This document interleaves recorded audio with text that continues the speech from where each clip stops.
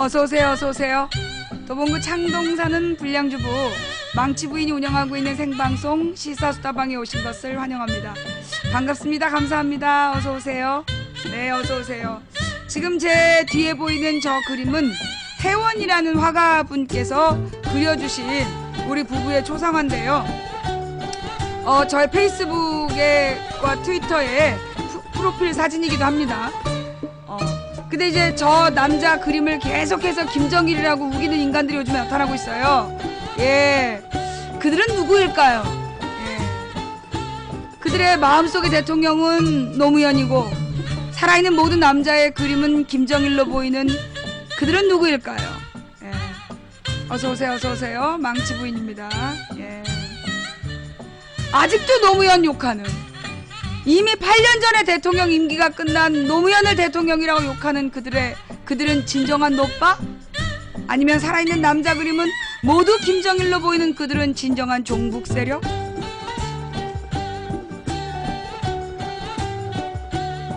중년 탐정 김정일.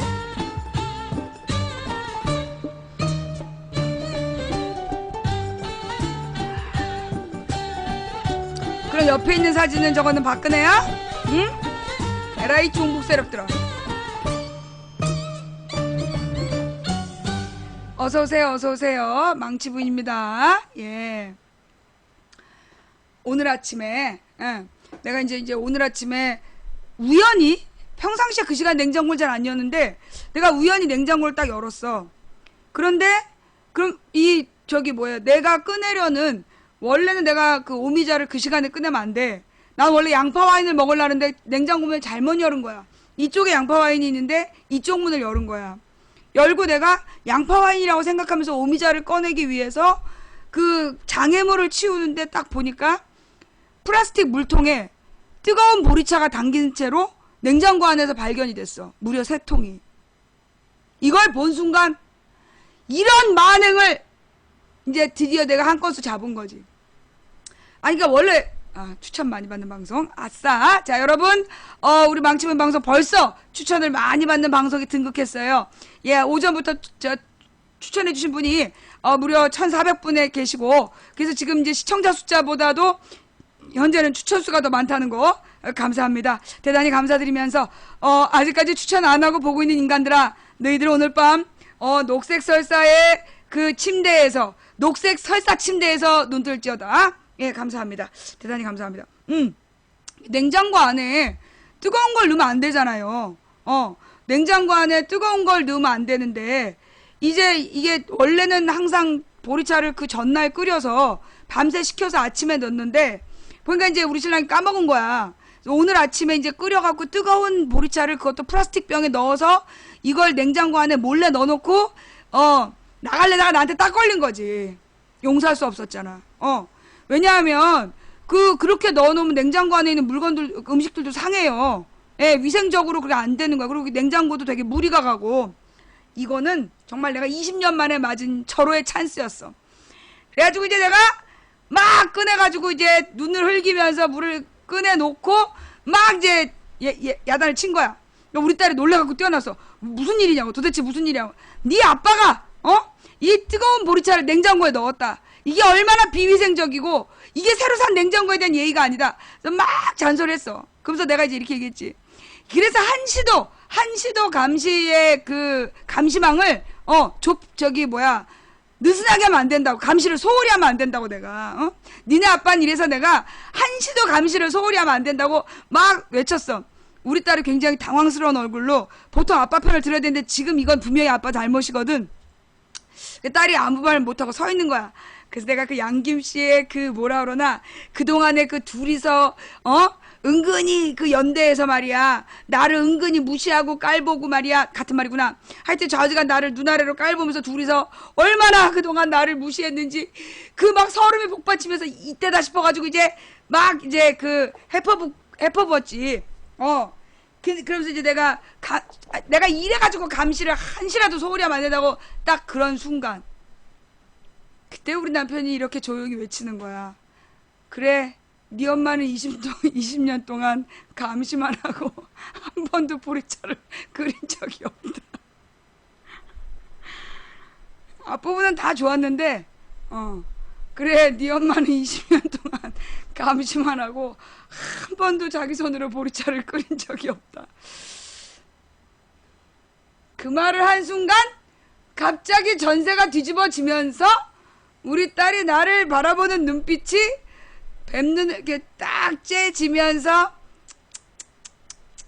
이러더니 내가 엄마 같은 남자 만나면 좋겠어? 이러는 거야. 내가 오늘은 그 저기 냉장고에 뜨거운 물 넣어놓은 거 그걸로 저기 돼지고기 사달라고 그러려고 했는데 물 건너갔어. 네 엄마는 20년 동안 감시만 했다는 그 말이 뭐라고 반박을 할 수 있어야지.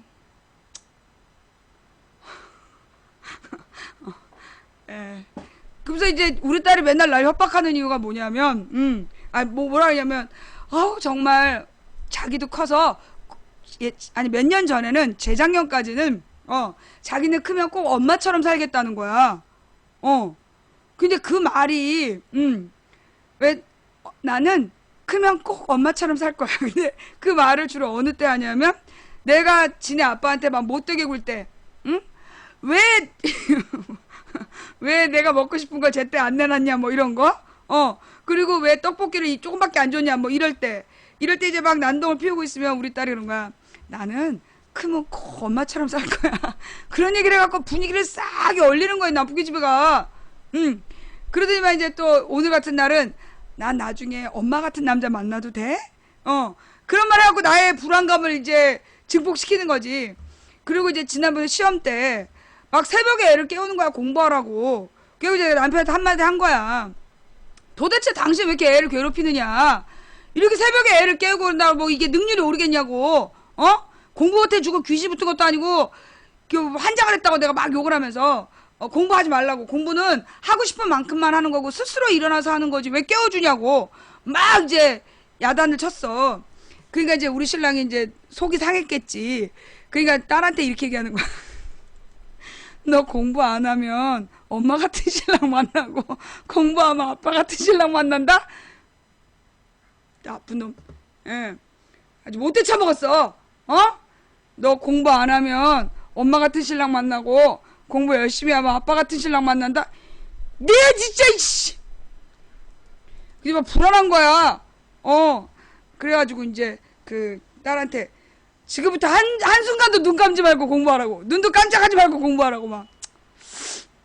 그랬다는, 아주 우리 집이 이렇게 그 뭐라 그러나, 이 양김씨와, 양김씨와 나의 그 뭐라 그러나, 이 세 식구잖아. 근데 우리 신랑이 늘 이렇게 아주 야비해. 어쩔 때, 평상시는 안 그런데 이 딸 문제에 있어서 그런 거야. 딸이 뭔가 잘못했어. 그래가지고 이제 내가 막 야단을 치고 있는데, 딱 나타나서 아빠는 딸 편? 그러고 하는 거야. 아니 그럼 이 야단친 나는 뭐가 되냐고. 아빠는 딸 편? 그리고 딱 하면서 이제 그 양김씨의 연대를 딱 그으면 그 순간 내가 약자가 되면서 내가 막 야단쳤던 것들이 막 한순간에 무너져 내리는. 그리고 내가 막 왜 그러냐고 막 그러면 아니 부모가 한 사람이 야단치면 한 사람은 보듬어 줘야지 둘 다 야단치면 안 되는 거라고. 그런 얘기하면서 딸 데리고 맛있는 거 사 먹으러 가고 늘 그랬어. 내가 이제 사실은 우리 신랑 때문에 사실은 내가 좀 억울한 게 많아요. 왜요? 왜 그러냐면 나도 진짜 우리 딸 이국 키웠어. 정말 내가 우리 딸한테 한 번도 아기 때 소리 한 번 안 지르고 정말 잘 키웠단 말이야. 근데 우리 딸한테 내가 늘 이순이야. 우리 딸 아빠 먼저 했잖아. 맨날 데리고 아빠 연습시켜갖고 애가 8개월 때 아빠 먼저 했어. 근데 이제 그게 우리 신랑이 워낙 잘하니까 우리 신랑이 딸한테 너무 잘하니까 경쟁을 해서 내가 이길 수가 없는 거야. 다른 엄마들은 어떻게 애한테 나는 우리 딸의 뭐 등짝을 때린다든가 딸한테 소리를 지르면서 야단을 친다든가 그런 적이 없어. 한 번도. 그리고 이제 딸을 야단친 게 딱 2번인데 그건 우리 신랑을 때렸을 때. 신랑이 우리 딸이 신랑을 때렸을 때 그게 이제 애들이 성장하는 과정에서 주 양육자를 공격하는 단계가 나와요. 그때 가족이 잘 가르쳐야 돼. 그래가지고 내가 그때 우리 딸한테 왜 아빠를 때렸느냐고 그때 야단을 쳤어. 그러면서 이제 기저귀를 차고 있었는데 그때 13개월에서 7개월 뭐 그때 했던 것 같아. 냉장고를 붙들고 쓰라면서 왜 아빠를 때리면 안 되는가를 30분 동안 야단을 친 다음에 그 이제 그 기저귀를 차고 애가 말라가지고 기저귀가 이렇게 좀 빵빵했어. 근데 이제 그 맴매 때리는 걸로 기저귀를 딱 때리니까 소리가 컸어. 애가 되게 놀랬지. 그리고 한동안은 아빠한테 손을 안 댔는데 20 몇 개월에 또 아빠를 때린 거야. 자기가 성질이 났다 아빠를 밀었어.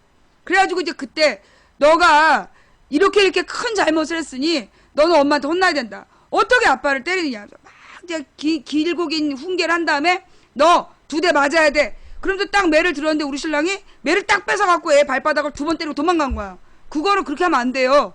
양육할 때 그렇게 하면 안 되는 거야. 그거 우리 신랑이 잘못한 거야. 근데 2대 때렸다라면서 튄 거야.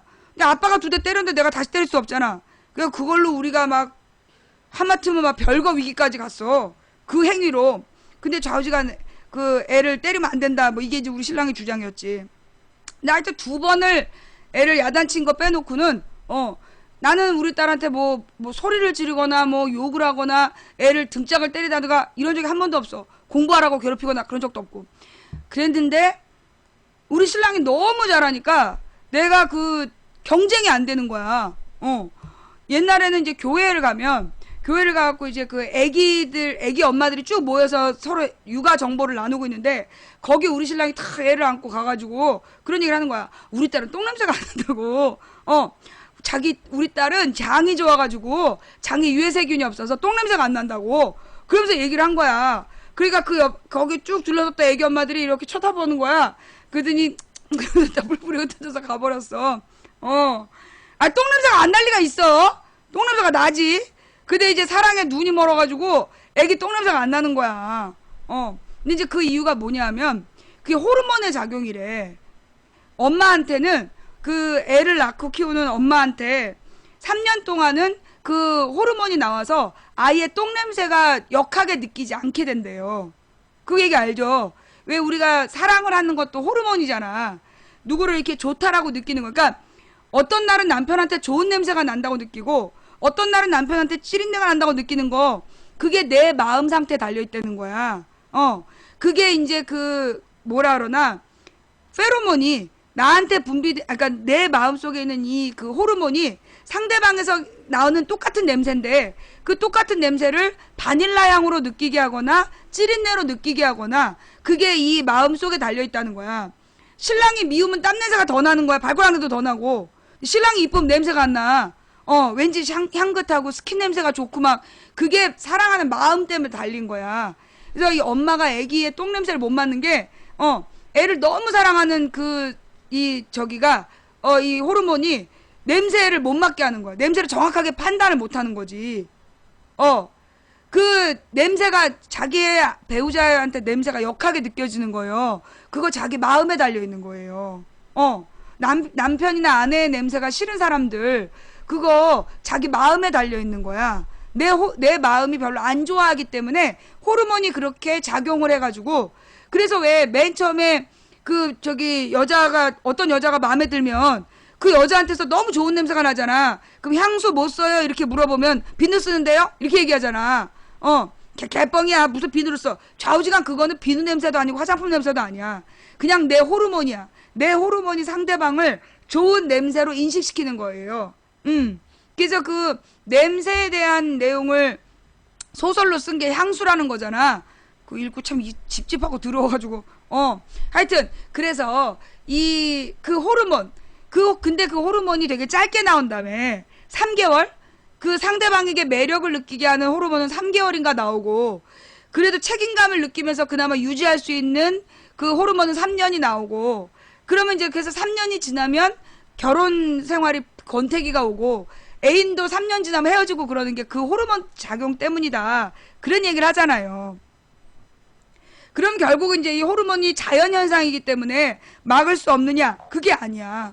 솔직히 나는 우리 신랑이 그렇게 냄새가 좋다라고 느낀 게 10년 지나서예요. 결혼하고 한 10년 지나서. 결혼하고 10년 정도 지난 다음에 신랑이 이렇게 어느 날 신랑이 정말 너무너무 존경스러웠어. 너무너무나 고맙고 미안하고 사랑스럽고 막 이런 마음이 들면서 남편이 존경스럽게 느껴진 거야. 그러더니만 정말 남편에게서 너무 근사한 스킨 냄새가 나는 거야. 그리고 내가 당신 스킨 바꿨어 그랬어. 그랬더니 오늘은 안 발랐대. 스킨을 바르지도 않았는데 남편한테서 멋진 스킨 냄새가 나는 거야. 그게 뭐냐? 결국은 사랑의 마음이 그 기간을 넘어서서 좋은 냄새로 느끼게 하는 거. 예. 김태희는 왜 발냄새도 안 날 것 같잖아. 왜 연애 처음 할 때는 발꼬락내가 안 나. 남자친구의 발꼬락내가 안 나고, 여자친구 머리 냄새가 안 나. 그 몰라? 연애 처음 할 때는 사실 아침에 나가서 하루 종일 놀면 저녁 때 되면 머리에 기름 끼고 머리 냄새 난다고. 근데 막 그 냄새 나는 머리통을 막 코에다 들이박으면서 막 사랑한다 그러잖아. 걔 다 호르몬 때문에 그래. 호르몬 때문에. 그 다 기름 냄새인데, 개 기름 냄새인데 이쁘다고 그냥 개뻥을 치면서 걔도 마음에 달려 있는 거야. 그래서 원래 사랑하는 사이가 아니면, 그러니까 사랑하는 마음이 있으면 똥 냄새도 아무나 못 느끼고, 사랑하는 마음이 없으면 그냥 금방 씻고 나왔는데 수건에서 냄새 나니? 막 이러는 거야. 이게 다 마음이야. 모든 건 마음에 달렸어요. 모든 건 마음에 달려 있고, 사실은 건강 상태도 진짜 마음에 달려 있어. 그리고 이 피부나 이 머리카락의 상태 이런 것도 전부 다 내가 볼 때 심기 상태야. 내가 요즘에 좀 심기가 좋은가 봐. 심기 상태가 이렇게 좋고, 특히 오늘 같은 날은 머리카락이 너무 쌩쌩해. 오늘 저녁에 손주 만나기로 했거든. 지난주에 못 봤는데 우리 조카 손주를 오늘 만나기로 해갖고 오늘 하루 종일 마음이 들떠가지고 이게 구름 위를 날아가는 것 같아. 그러다 가슴도 두근거리고, 그래서 이렇게 머리카락이 막 이렇게 살아났어. 조카 손주. 이제 앉기 시작했거든. 이제 막 이렇게 앉기 시작해가지고 막 앉아서 박수 치고 막 그러더라고. 그래서 이제 앉기 시작한 다음에 처음 보거든. 그러니까 불과 한 3주 전에, 지난달에 애가 이유식을 시작했을 때, 처음에는 이제 숟가락을 갖다 댔는데, 그 이유식을 저처럼 숟가락을 빨아먹으려고 그러는 거야. 그런데 한 3일 뒤에 영상을 보니까 얘가 입을 빡 벌리는 거야. 엄마가, 이렇게 벌리는데, 미칠 것 같은 거야. 그러니까 3일 만에 입을 벌리면 이유식을 흘리지 않고 받아먹는다는 걸 애가 느낀 거지. 그 다음에 이제 막 엎드리기 시작하고, 그러니까 엎드려서 엉덩이를 들기 시작한 게 한 2주 됐거든요. 그러더만 이제 앉는 거야. 아니, 엉덩이를 든 지는 한 3주 된 것 같고, 그래도 이 엉덩이를 딱 접으면서 앉기 시작을 한 거야. 근데 그동안에는 팔 하나를 이렇게 대고 있다가 드디어 양쪽 팔을 이제 떼고 앉을 수 있는 단계가 된 거야. 그래서 오늘 만나기로 했는데 나 너무 떨려. 너무 떨리고, 머리카락이 오늘 그래고 너무 상태가 좋아. 피부도 그냥 내가 봐도 피부에서 빛이 나요. 하여튼 그래서 모든 건 마음에 달렸다. 모든 건 마음에 달렸어. 자, 또 중계방이 2개가 생겨버렸네. 근데 아예 처음에 2개 생기는 게 낫더라. 왜냐하면 아예 처음에 2개가 생기면 하나만 생겼다가 나중에 3개가 되면, 나중에 중계방이 추가될 때 3개로 늘어나. 그러면 보기가 어렵거든. 이쪽 컴퓨터가 글씨가 안 커져가지고 내가 볼 수가 없는데, 자, 좌우지간. 그래서 그래서 오늘 기분이 굉장히 좋다는 이야기. 10인의 날개 망부님과 커플인 거 자랑. 5만원 했다 이거지? 내가 그런 인간들이 많을까봐 어제 내가 10인의 날개 10만원 했어. 사실은 실수였지. 5만원을 누르려고 그랬는데 내 손가락이, 이놈의 손가락이 10만원을 누르더라고. 이제 27일날 카드값 내야 되는데 그 실수였어. 좌우지간 실수로 10만원을 눌러서 10인의 날개에 내가 10만원을 냈다는 거. 그래서 5만원 내고 나의 커플인 걸 자랑하는 사람들, 나랑 갑장 먹으려면 10만원 내야 돼. 자, 좌우지간. 어저께 어저께 문성근 선수가 왔을 때, 그때 이 입금액이 5,200만 원인가 돼 있더라고요. 어저께 문성근 선수가 우리 집에 와서 얘기할 때 그때 그 시민의 날개의 입금 액수가 그게 이제 어제 아침 10시 반에 5,200만 원이었더라고. 근데 오늘 보니까 약정액도 7,800으로 늘어나고 입금액도 6,100으로 늘어났죠. 6,700. 입금액이 6,700으로 늘었어. 그러니까 이제 어저께 한 1,500 정도가 늘은 것 같더라고요. 예. 물론 이제 이러면 우리 시청자들이 또 교만해질 수 있어. 우리 방에서 다 넣었다. 그건 아닌 것 같아. 우리 방에서 다 넣은 건 아닌 것 같고요. 지금 이제 여러 팟캐스트들이 다 같이 힘을 모으고 있기 때문에 좌우지가 이제 어저께 뭔가 그런 여러 팟캐스트들이 어제 같이 다 내기로 한 것 같아. 나는 이런 생각을 해. 그러니까 이제 많은 다른 팟캐스트들을 듣고 고민을 하다가 어제 우리 방송을 들으면서 마음을 정하신 분도 있을 것 같고 그리고 이제 그 뭐라 그러나 문성근 선수한테 이렇게 대부분 그러더라고. 문성근 선배가 와서 설명한 내용이 어려워갖고 못 알아들었대. 못 알아들었는데 어저께 내가 설명해 주는 걸 듣고 아 그런 거구나 라고 느꼈다는 분들이 되게 많더라고요. 그리고 이제 사실은 되게 망설였던 이유가 많은 사람들이 망설였던 이유가 그 뭐라 그러나 또 실패하면 어떡하나 또 실패하면 어떡하나 뭐 이렇게 이제까지 다른 여러 조직에 문제 생겼던 것처럼 그렇게 문제가 생기면 어떡하나 그런 것들 때문에 망설이셨던 것 같아. 그리고 보니까 막 수개표 주장하는 사람들 글 써놓고 그랬더라고. 그런 것들이 좀 찝찝해가지고 고민하셨던 분이 있을 수 있어요. 예. 근데 그 뭐라 그러나 어제 우리가 이제 나도 사실은 어저께까지 나도 그런 마음으로 고민했거든. 내가 그런 마음으로 고민했어. 그 과연 이게 될까? 그리고 이거 괜히 또 막 하자고 그랬다가 또 사람들에게 절망감을 주면 어떡하지? 그게 되게 컸단 말이야, 고민이. 근데 어제 그 문성근 선배랑 얘기를 하면서 내 마음속에 들려온 소리가 뭐였냐면 과연 우리는 그동안 실패해 왔는가? 노사모가 실패한 거고 국민의 명령이 실패한 거고 뭐 국민TV가 실패한 걸까? 우리는 이런 것들을 대부분 실패의 경험이라고 생각했는데 이건 실패의 경험이 아니라 우리의 경험이다. 경험의 축적이라고 불러야 된다. 사실 우리는요 매번 조금씩 해보면서 그 다음에는 좀 더 다른 시도를 하게 됐잖아요. 조금씩 우리가 성숙해졌다는 거지. 어떤 사람이 그러더라고. 아이가 한번 걷기 위해서는 수천 번 넘어져야 된다. 아이가 제대로 두 발로 걷기 전에는 수천 번 넘어지고 다치면서 울면서 그렇게 사람이 두 발로 걸을 수 있게 되는 거다. 그렇게 생각하면 우리의 그동안의 많은 어떤 인터넷 운동들이 그건 실패라고 얘기할 수 없다는 거지. 우리가 성공으로 가기 위해서 우리는 많은 시도를 했던 거다. 시도의 경험. 실패의 경험이 아니라 시도 경험의 축적이다. 그래서 매번 우리가 느껴왔다. 그러니까 조금씩 어떤 단점을 보완할 수 있도록 어떤 시도를 해보고 그 단점을 보완할 수 있도록 배워왔다는 거죠. 미주 희망연대 장호준 의장님의 편지 고마워요. 그러니까 우리는 많은 시도들을 통해서 완성의 형태로 가고 있는 중이다. 그래서 어쩌면 시민의 날개가 온전한 완성체가 되지 않을 수도 있어요. 그러나 우리는 이 시민의 날개를 통해서 더 성숙할 거다. 더 성장할 거다. 우리가 시민의 날개 또 잘못되면 어떻게 해? 또 쌈박질 하겠지. 이러면서 안 하는 것보다 정말 박터지게. 그래서 솔직히 나도 어저께 갔는데 거기 수개표 주장하는 사람들의 글이 보이는 거야. 아까 막 짜증이 나더라고. 근데 문득 그런 생각이 들었어.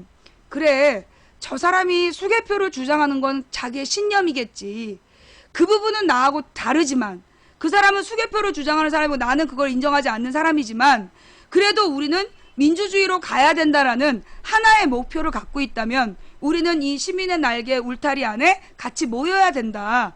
그 생각이 들더라고요. 그래서 제가 흔쾌히 그 돈을 내고 왔어요. 뭐 실수라고 얘기했지만 내고 오면서 마음이 가벼웠던 이유는 그래, 우리 민주 세력은 늘 나하고 조금만 의견이 다르면 우리는 늘 안 가버리고 연락 끊어버리고 그랬단 말이야.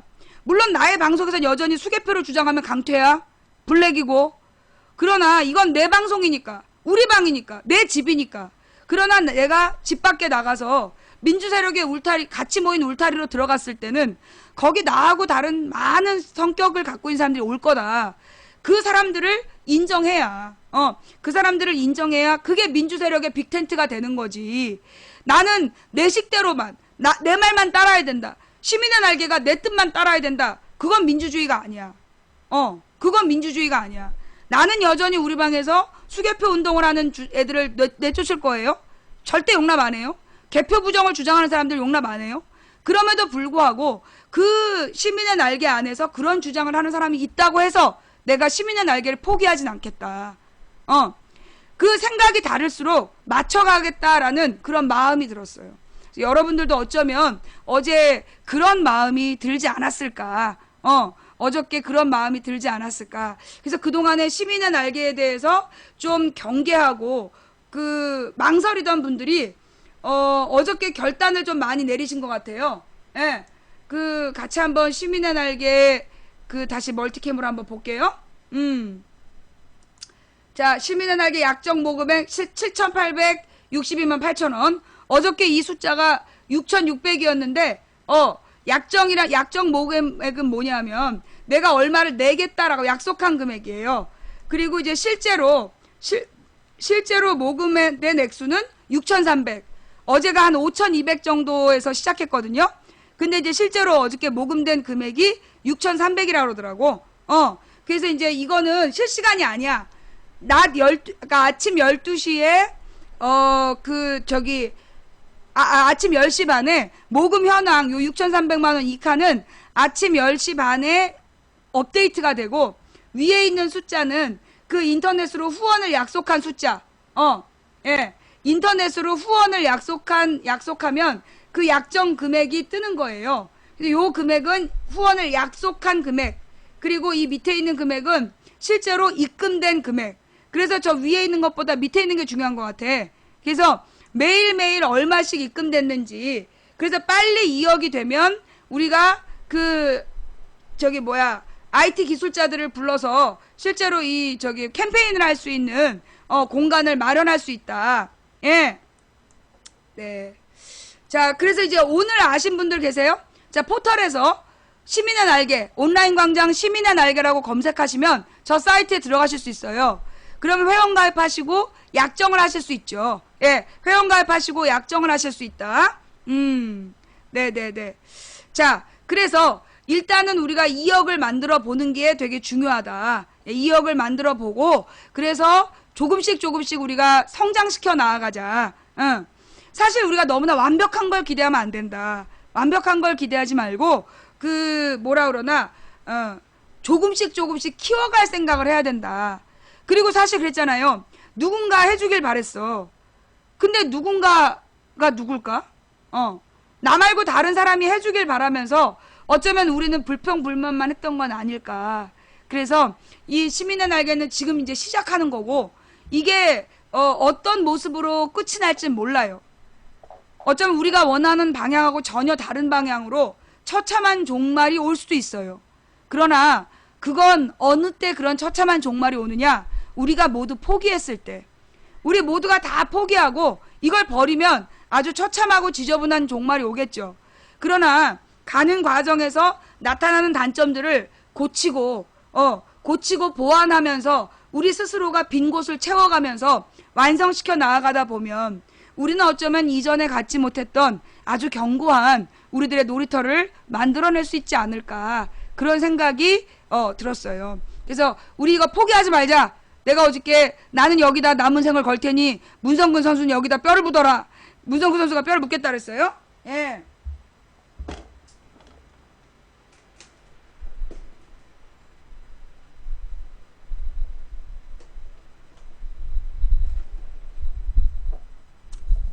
네네.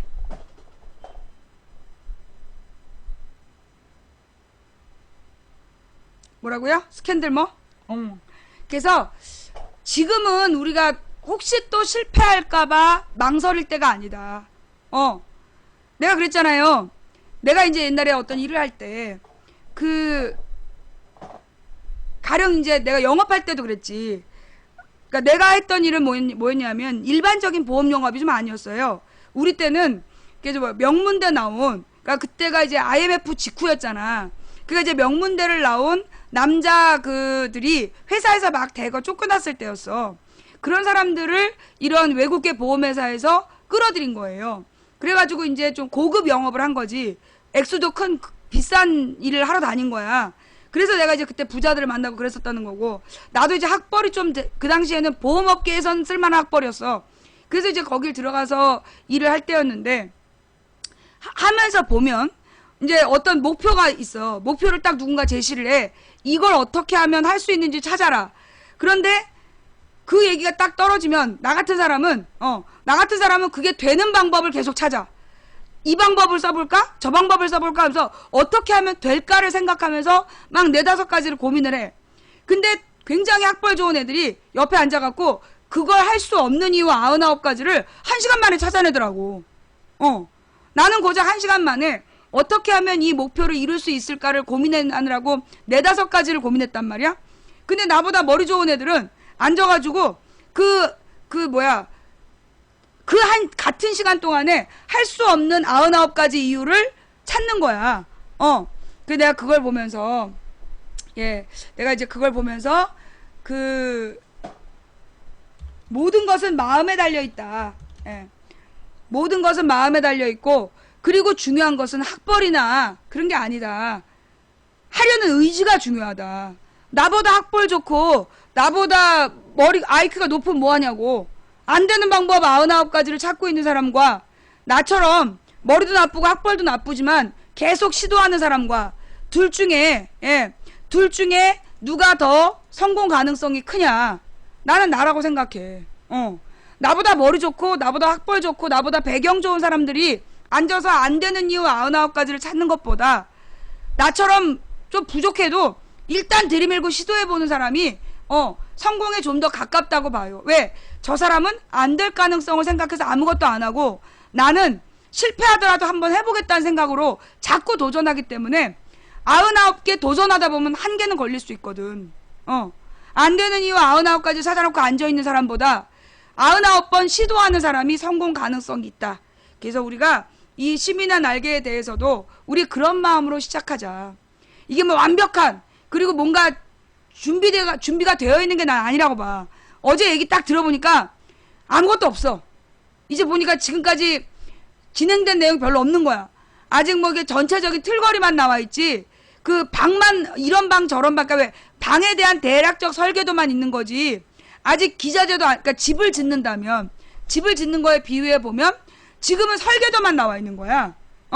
설계도만 나와 있고 그 설계도에 맞게끔 아직 기자재도 안 산 거야. 그러니까 뭐라나 이 집을 지을 재료도 아직 사지 않았어. 그리고 사실은 설계도가 집을 짓다 보면 변경이 돼요. 그래서 내가 볼 때 지금 시민의 날개는 설계도 단계이기 때문에 이때 우리가 다 같이 시작하자. 다 같이 참여해서 정말 다른 생각이 있어도 같이 한번 들어보는 그런 시간을 가져보자. 지금은 설계도만 보고 우리가 뛰어들기가 어렵지만 사실 그렇잖아요. 이 설계도 재밌는데 한번 지어볼까? 지어보는 거야. 짓다가 우리가 실패할 수도 있죠. 제때 공급이 안 돼서 혹은 뭐 어떤 난리가 나서 제대로 못할 수도 있겠지만 일단 지금 아무것도 안 하고 앉아있는 것보단 이 재미있는 설계도를 가지고 뭔가 시도해보자. 뭐라도 해보자. 그게 나는 시민의 날개라는 생각이 들고요. 진짜 500년 전에 레오나르도 다빈치가 하늘을 나는 꿈을 꾸지 않았다면 우리는 지금 비행기를 볼 수 없다. 시민들이 과연 날개를 달고 날아오를 순간이 올까요? 언제 우리나라의 역사상 백성이 주인이었던 때 있냐 라고 생각하면서 과연 되겠냐? 라고 생각하면 안 되겠죠. 그러나 여러분, 지금 중국 사람들은요, 지금의 중국 정부를 가장 만족해 한대요. 왜냐하면 과거에 왕조 시대에는 중국 사람들이 늘 전쟁이 끊이질 않았고 너무너무나 배가 고팠고 도저히 살 수 없는 그런 상황에서 백성들이 살았는데 지금의 중국은 그래도 먹고 사는 걱정을 안 한다는 거야. 아무리 가난해도 먹고 살 수 있다는 거예요. 그래서 지금 중국 사람들의 만족도가 역사적으로 가장 높대. 그리고 가장 안전하다는 거야. 자, 그럼 무슨 얘기냐? 우리도 지금까지 우리가 해왔던 것보다 우리는 더 나은 세계로 갈 수 있다는 거예요. 우리가 노력하면, 우리가 끊임없이 노력하면 지금보다 나아질 수 있어. 또 언제 우리나라가 백성이 주인이었던 적 있냐? 라고 얘기한다면, 그러면서 언제나 가진 자들의 횡포만 있었다라고 얘기한다면 우리의 역사가 얼마나 하찮겠어요. 그러나 외적이 쳐들어왔을 때 이 땅 조선 반도를 지켰던 건, 삼천리 반도를 지킨 건 왕도 아니고 양반도 아닌 백성이었다. 정말로 이 땅에 전쟁이 났을 때 그 가장 많이 죽었던 건 이 땅의 평범한 시민들이었다.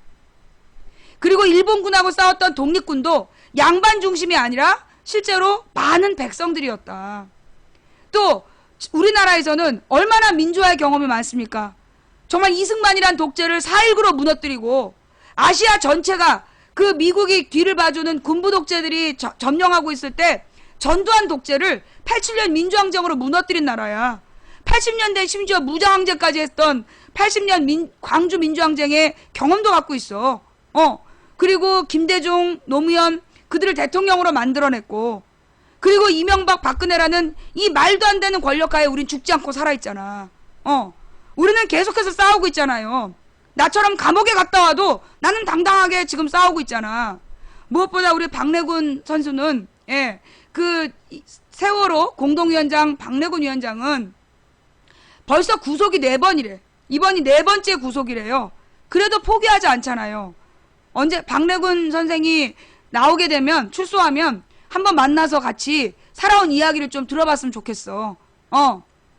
자, 그래서 우리가 지금 앞으로 우리는 정말 방향 가능성이 없어. 이제 세상이 망할 거야. 그럼 망할 겁니다. 우리 이제 저는 개신교 신자이고요. 개신교에서는 말세 개념이 있어요. 종말. 언젠가 심판의 때가 온다. 하나님의 심판의 때가 오는데 그 때가 언제인지는 모른다. 그러니 심판의 때에 구원받기 위해서 오늘을 잘 살아야 된다. 오늘을 하나님의 뜻에 따라 살아야 된다. 이게 개신교의 교리예요. 그래서 사람들은 뭐만 신경 쓰냐면 종말에 신경 써요. 언제 종말이 오지? 난 결혼도 안 해봤는데, 연애도 안 해봤는데 세상이 망하면 어떡하지? 그런 생각만 하고 있어.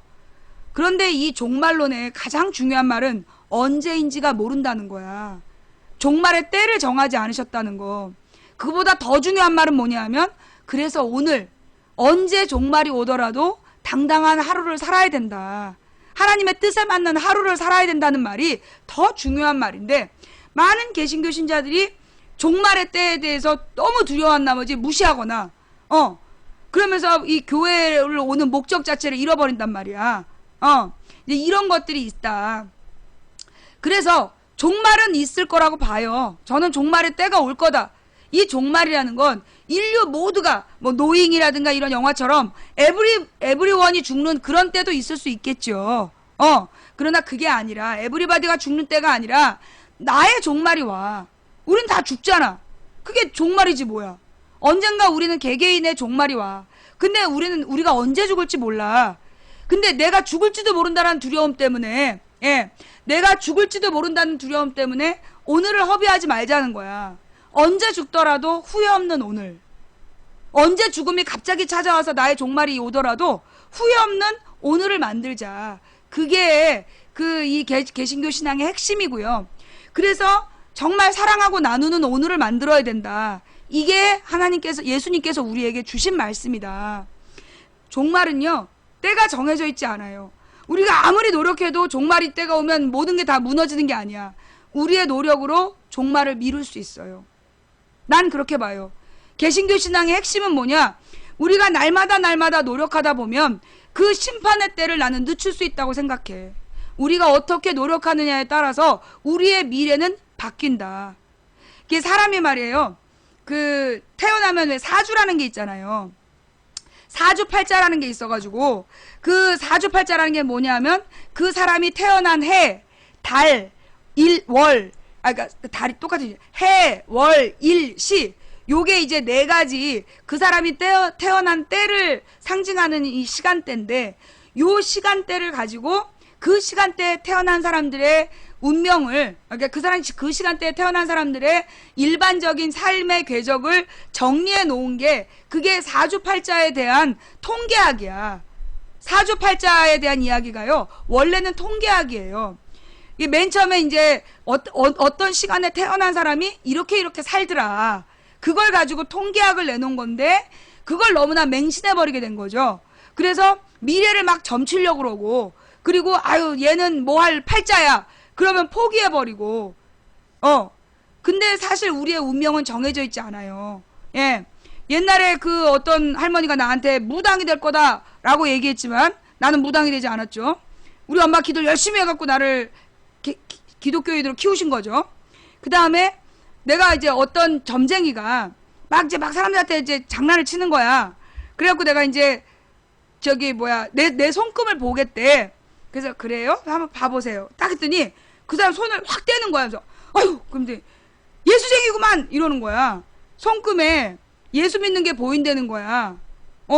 그래서 이게 이 사람이 소위 이제 그 점쟁이가 된 지 얼마 안 된, 한마디로 이제 그 무당이 된 지 얼마 안 된 사람인데, 그래서 이제 그런 사람들이 영빨이 좋다 그러거든.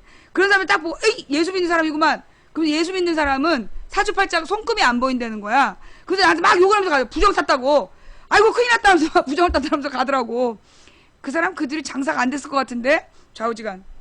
운명은 가령 이제 사람의 성향 있잖아요. 굉장히 내성적이고 되게 내성적이고 자신감이 없고 그런 사람이 뻔하잖아, 미래가.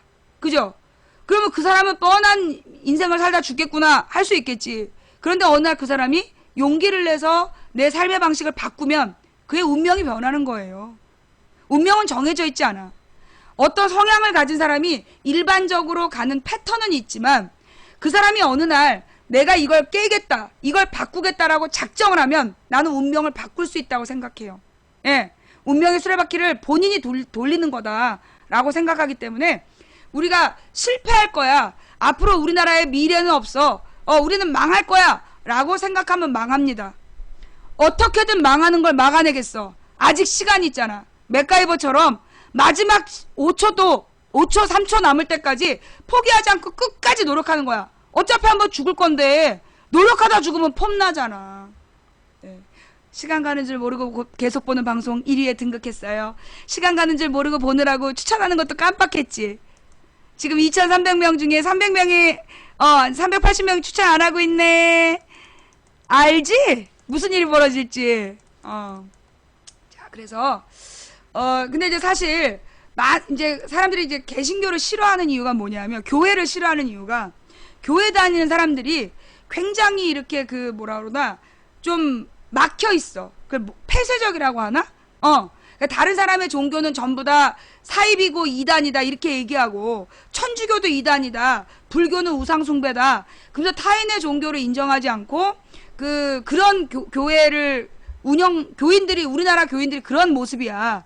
그러니까 이제 그것 때문에 많은 한국 사람들이, 우리나라 사람들이 교회를 싫어해요. 근데 이게 우리나라가 특히 좀 심해. 우리나라식 교회야.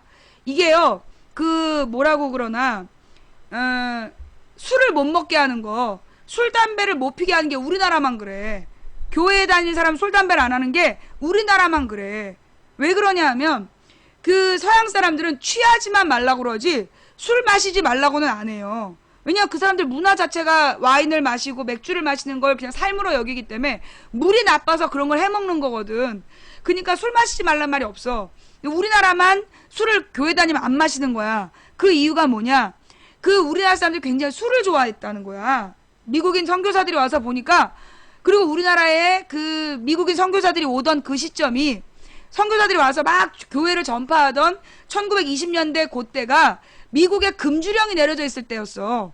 미국에 금주령이 내려져 있고 우리나라에는 너무나 술을 많이 마시고, 그러니까 이제 교회 다니려면 술을 좀 덜 마셔야 되겠다 해서 아예 술 마시지 마라, 그런 한국적인 한국 교회의 특수성이 생긴 거야. 그 다음에 이 우리나라 사람들이 굉장히 영적인 부분이 발달되어 있어요. 우리나라 사람들이 굉장히 영적인 부분이 발달돼서 촉이 좋아, 감이 좋고. 그래서 한때 그 세계의 브랜드 메이킹을 한 사람들이 우리나라에 와서 몇 사람을 뽑아가지고 실험을 한다는 거야. 우리나라 사람들이 좋아하면 세계적으로 성공한다. 그게 우리나라 사람들이 갖고 있는 어떤 감인 거야. 그러니까 언제나 중국에서요. 중국은 거대한 대국이었지만 언제나 우리 문화를 무시하지 못했어. 한국 문화를 무시하지 못했어요.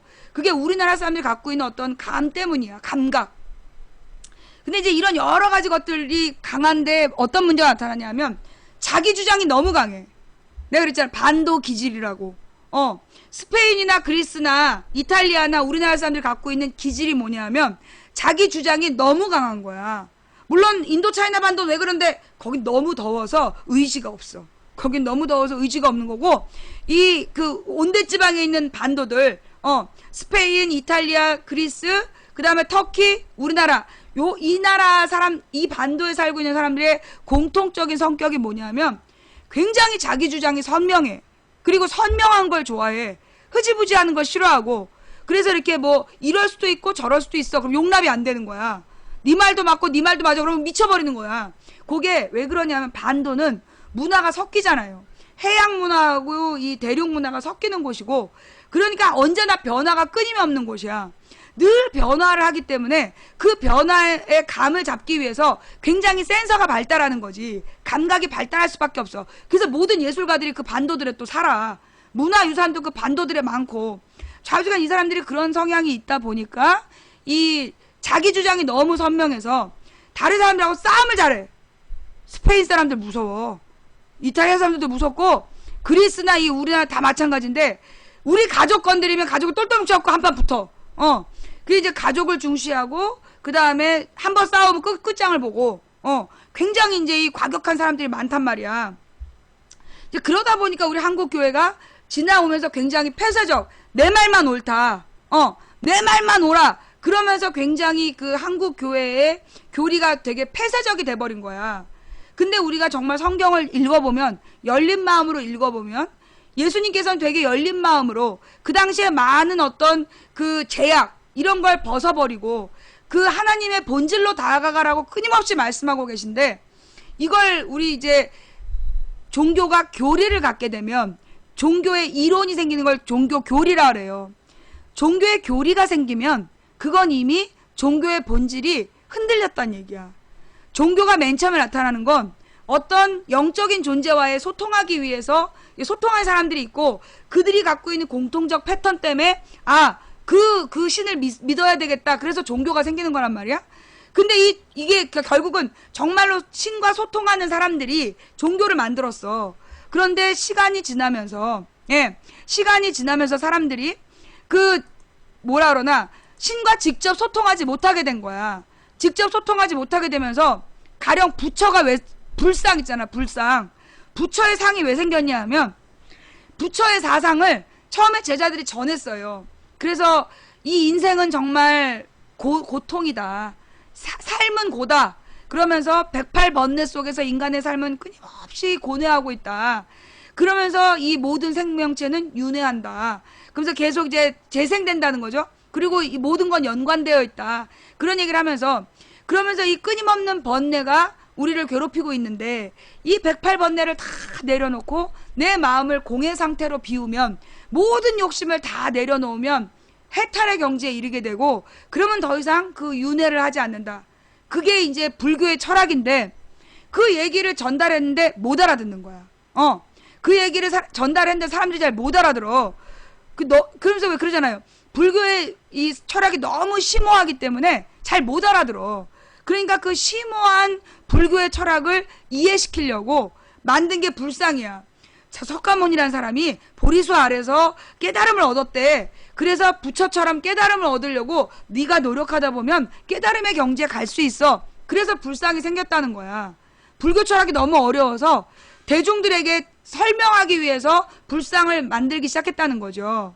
그리고 가령 이제 그 티베트 불교를 가서 보면 이 사람이 뭐 돌리잖아. 마차라 그러나? 그걸 이렇게 돌려요. 그래서 무슨 돌아가는 걸 통을 돌리면 내가 경전을 한번 읽었다라는 생각을 하잖아. 그 또한 너무나 심오한 경전을 다 읽지 못하니까 그냥 못 배운 서민들이 이 통을 돌리면서 사실은 그 통을 돌릴 때 마음이 얼마나 간절하겠어. 뭔가 바람이 있으니까, 고통이 있으니까 와서 통을 돌릴 거 아니야. 하루 종일 통을 돌리면서 자기 마음속을 들여다보겠지. 그러면서 깨닫는 거야. 아, 이게 내 욕심이구나. 그래서 그 욕심을 내려놓고 통을 돌리다 내려가면 경전을 많이 읽어서 깨달음을 얻었다라는 그런 논리가 생기는 거죠. 그래서 종교의 논리라는 건 결국 신과 소통하지 못하는 사람들을 강제로 설득하기 위해 만든 게 교리야. 그래서 어떤 교리가 막 강조된다면 이미 다수가, 그 종교에 소속된 다수가 하나님과, 그러니까 신과 소통하고 있지 못하다는 얘기죠. 저는요, 정말 한국 교회의 많은 개신교 신자들이 나는 하나님의 목소리를 들었어. 그랬더니 나를 이상하게 쳐다볼 때, 나더러 사입이라고 그럴 때, 그래서 너는 기도가 뭐냐? 그랬더니 대답을 못해. 기도가 하나님과 대화하는 건데 네가 하나님의 목소리를 못 들었다면 너는 대화한 게 아니지. 너의 일방적인 시위를 한 거지. 그럼 막 고민하더라고. 많은 개신교 신자들이 하나님의 목소리를 듣지 않으면서 교회를 간다는 거야. 그러면서 교리에 따라 술 안 마시고 담배 안 피고, 교리에 따라 믿는 여자랑 결혼하고 믿는 남자랑 결혼하고, 교리에 따라 그 교리는 신이 아니죠. 종교를 운영하는 원리일 뿐이야. 진정한 종교는 정말 신과 소통해야 돼. 그러면 이 신이란 존재는 누구냐? 이 우주의 섭리를 아는, 섭리를 만든 자를 우리가 신이라고 얘기하잖아요. 그래서 어떤 사람은 그냥 섭리 자체를 신이라고도 해. 나는 근데 그게 많이 틀리다고 생각 안 해요. 좌우지간 나는 하나님이라는 내게 말 거시는 분, 그분을 믿기 때문에 내가 이해하는 신은 어떤 틀거리를 좋아하지 않으시고 틀거리에 매여 있지 않고 내가 틀거리에 매여 있을 때 그 틀거리를 깨시는 분이다. 그러면서 진정한 영혼의 자유를 주시는 분이다. 그리고 그분은 모든 사람들을 기다리고 있다. 많은 다른 종교의 신자들이 하나님을 믿지 않고 자기들 마음대로 살고 있지만 그래도 하나님은 그들 곁에서 기다리고 계신다. 그 얘기를 뭐 전달하고 싶었던 거고요. 이게 오늘 본질은 아니야. 아니, 냉장고 얘기가 왜 그쪽으로 갔지? 예. 아니, 그러니까 마이크가 켜진 다음에 나오는 얘기는 내 말이 아니야. 내가 하고 싶은 얘기가 아닌데 막 나온다니까. 자, 그럼 이제 본론으로 돌아가요. 진짜 하고 싶은 이야기. 내가 이제 어저께, 그래서 내가 지금 이틀 동안, 일단 여러분 지금 그 포털에 들어가 보세요.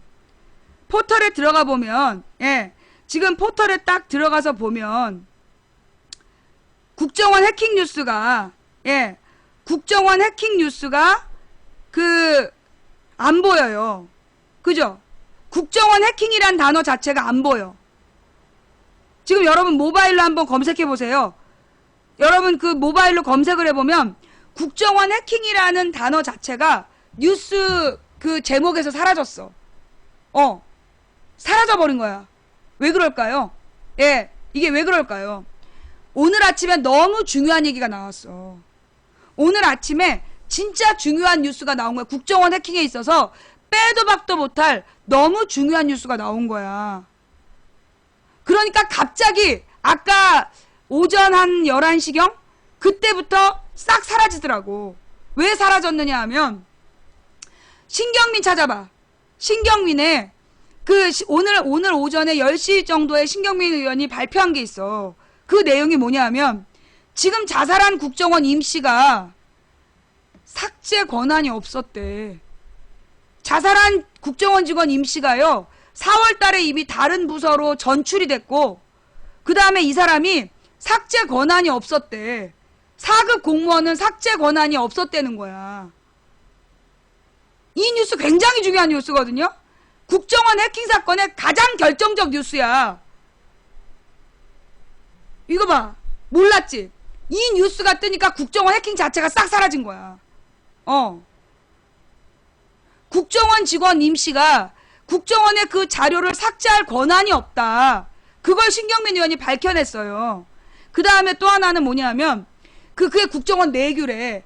또 하나는 뭐냐? 이 프로그램이 이탈리아 해킹 프로그램이 미국의 서버로 지나간대. 여러 나라를 돌면서 이제 그 해킹을 하는 건데 미국의 서버를 반드시 통과한다는 거야.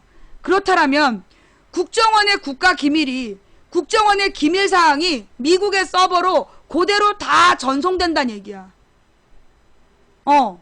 그 얘기가 나오니까 얼마나 중요한 뉴스야. 빼도 박도 못하는 이거 결정타예요, 결정타.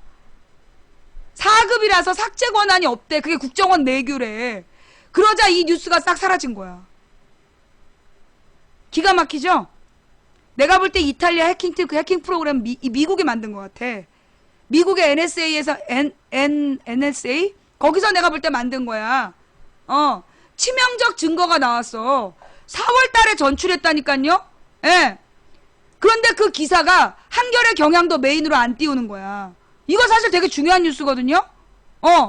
이거 굉장히 중요한 뉴스인데, 한겨레 경향도 마티즈 얘기만 하지, 이 뉴스를 메인에 안 띄우는 거야.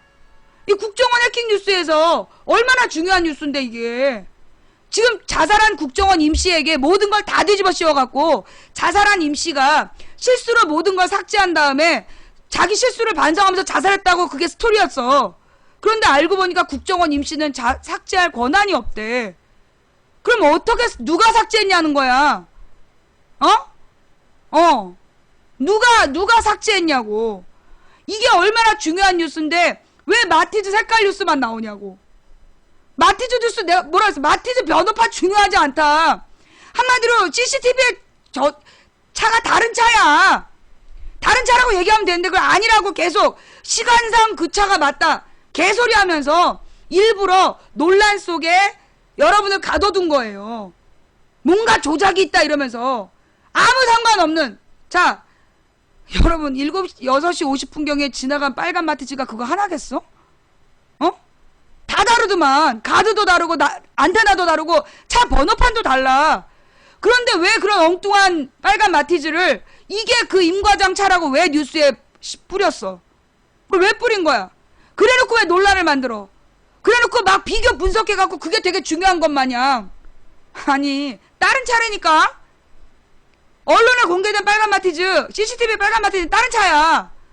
그런데 왜 그걸 임과장 차라고 제공해놓고 그 쓸데없는 논쟁을 불러일으켜. 지금 중요한 건 국정원에서 자살한 임씨는 삭제 권한이 없었대잖아. 누가 삭제한 거냐고. 누가 왜? 그래놓고 왜 국정원 임씨가 삭제했다라고 허위 보도를 했냔 말이야. 이거 굉장히 심각한 문제예요, 여러분. 이 눈 돌리기형 아주 심각한 문제야. 아니 이렇게 중요한 뉴스가 나왔는데 어떻게 메인에 없냐? 여러분 지금 신경민 검색해가지고요. 그 뉴스 좀 띄워줘.